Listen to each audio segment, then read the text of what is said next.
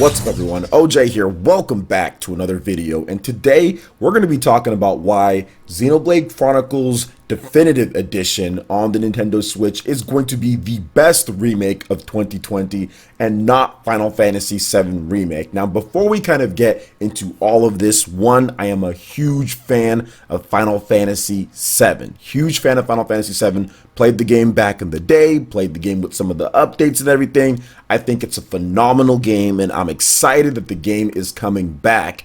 However, I have a few gripes here and there, which some of you guys might have heard, some of you guys might have not heard. And after the Xenoblade Chronicles HD Remake or Xenoblade Chronicles Definitive Edition was announced, and yes guys, it is an HD remake of the game. It's not a port or a simple remaster when it comes to just 1080p or something like that. It is a full-on remake, which you can see after the comparison shots were kind of put together by many people on the internet, and you can see that they're using their new engine from probably like Torn of the Golden Country. They started working on some new rendering and their engine there because it looks kind of similar to that, so you can see that they kind of took that engine and are applying it to this game here. So it is a full remake. So one thing that I want to mention with this, guys, is that Xenoblade Chronicles Definitive Edition, that game is the whole game. It is not split up, it is not chopped up.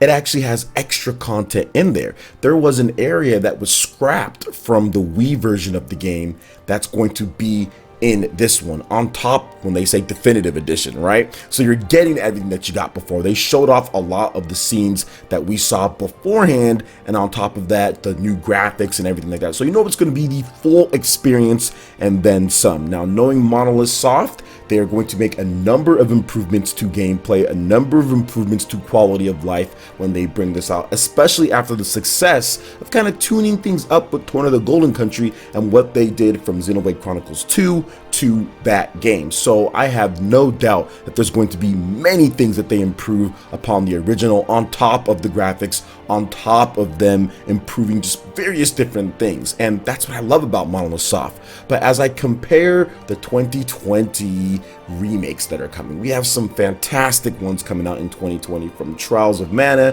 to Final Fantasy VII Remake, and now Xenoblade Chronicles Definitive Edition. And personally, I feel at this point that Xenoblade Chronicles Definitive Edition will be the best one. The biggest issue that I have, the way that this game is being operated, they're saying that it's going to be 60 hours of gameplay, up to 60 hours of gameplay. And I'm thinking to myself, up to 60 hours of gameplay or content on their up to. So that means if you like 100% it and the game's $60 and they're splitting it up, that doesn't seem to me to be like a lot for a massive RPG. That seems to me like it's somewhat of like a hybrid action type of adventure that you can get around 60 hours or something like that. That doesn't seem to me like the Final Fantasy VII, to where you can put way more than that originally with all the content that they had. Now, I get it, guys. Final Fantasy VII, it's a PS1 game to bring it over to the PlayStation 4. They have the insane graphics, but I honestly can't sit here and be happy with them taking the game and saying it's 60 bucks and then saying it's going to give you about 60 hours, and they're going to split this game up and they're going to make a bunch of other stuff to do within that first area of the game. That doesn't get me anywhere near as excited as seeing Xenoblade Chronicles, or heck, even Trials of Mana, that come with the actual complete game redone to look way better. Now, of course, Trials of Mana and Xenoblade Chronicles HD do not have graphics anywhere near as good as Final Fantasy VII Remake, but for what you lack in graphics, you make up for actually having the full game. From what I understand, when you remake a game, you actually remake the game, but they're only remaking a part of a game, then adding in other content because they're splitting the game up.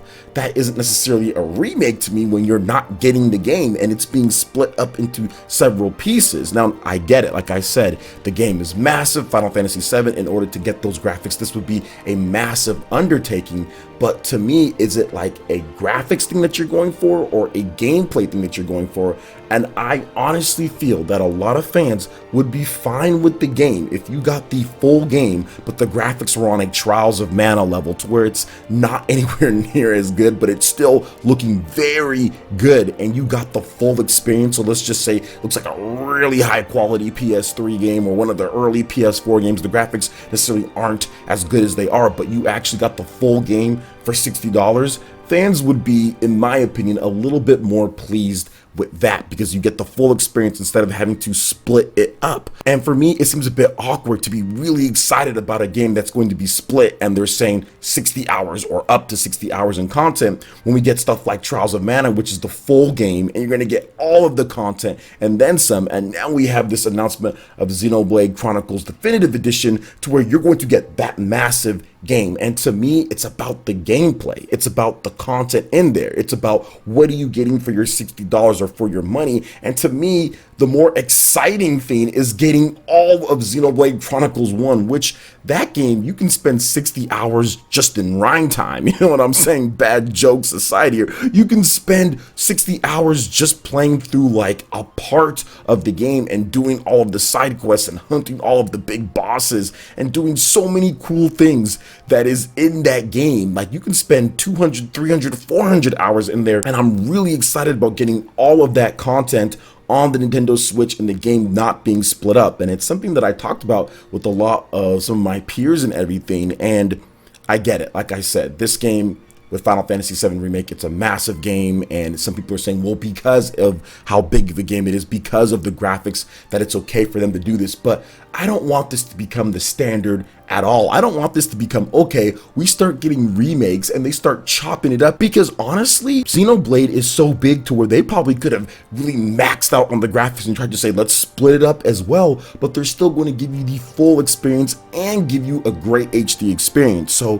what I'm trying to say here, when it comes to the best remake for me in 2020, it needs to be to where you actually get the full game. It needs to be a remake to where you actually get everything, because that's what excites me about the remakes, is getting all of that content with the new coat of paint and not having to wait to finish that, or not having to say, okay, well, there's going to be another part, not an episodic remake. And like I said, Final Fantasy VII Remake is looking absolutely amazing. I love what they're doing with the combat. I love what they're doing with the game. I think it's going to be phenomenal. I'm going to be playing the heck out of the game, and I'm going to like it. I know I am. But when you're talking about the best remake for 2020, when you're talking about what I'm more excited to play, definitely more excited to play Xenoblade Chronicles, because I'm actually getting the full game, and they're putting in stuff that was scrapped. They're putting in stuff that wasn't in that original game, not just for filler, not just to say, okay, well, the graphics are really good, but we need more game here, so let's go ahead and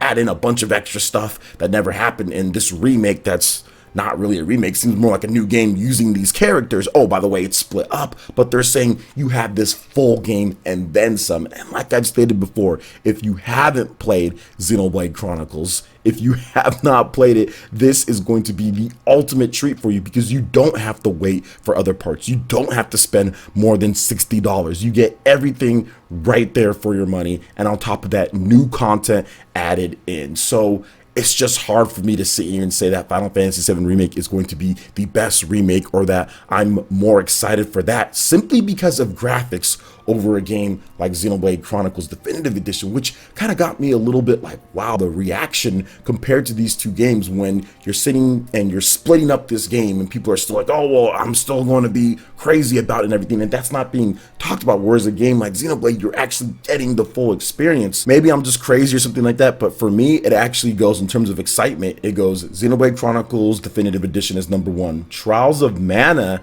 as number 2, and I'm going to be picking up the PS4 and the Switch version of the game. I might even get the PC version too. And then it goes to Final Fantasy VII Remake, because that game, my hype can only go so far when I know that I have to wait for the next part and wait for another part, and it's split up into different ones there. I just can't be as hyped for the game as ones that are actually full, complete remakes. I do believe that Xenoblade Chronicles Definitive Edition will be the best remake in 2020, and I feel that Trials of Mana, I'll have a little bit more fun with that. Obviously, reviews-wise, we're gonna have to see how everything shakes out, and also what gamers have to say about everything. I'm pretty sure people are gonna have a blast with all of them, and like I said, this isn't like an either or, well, you have to get this, or you have to get that, or anything. I'm not trying to do that, because I'm going to be getting all three. I just wanted to speak about it because I just don't want what they're doing with Final Fantasy VII Remake to become like a normal thing. And I also wanted to applaud Monolith Soft for going back and bringing this one, because Xenoblade the original really needed an HD remake, and the fact that we have Xenoblade Chronicles 2 on the Nintendo Switch along with Torn of the Golden Country, you might as well add in Xenoblade Chronicles as well. So I'm really happy that they didn't just port it over with like 1080p and the same textures, but they actually taking the time to fully remake the game on the Nintendo Switch. And I do feel, for those who are probably asking, well, wait a minute, what about Xenoblade Chronicles X? I do feel that Xenoblade Chronicles X will be coming into the fray at some point. I think they just wanted to get Xenoblade Chronicles, the original, on there first, because 2's already on there, so it makes sense to bring over the first game, and then they'll get Xenoblade Chronicles X at some point. Now, lasting points here, guys. Once again, I still think Final Fantasy VII Remake is going to be a phenomenal game. I still think it's going to be a lot of fun. I think that it's going to be great, but it's hard for me to look past the splitting up of the game and saying 60 hours is going to be what you get, which is, hey, that's like a full-length game, but that's not a remake of the original Final Fantasy. You know what I'm saying? You don't get all of the content. It seems to me like something different when it comes down to it. So it's pretty much shattering my notions of what I thought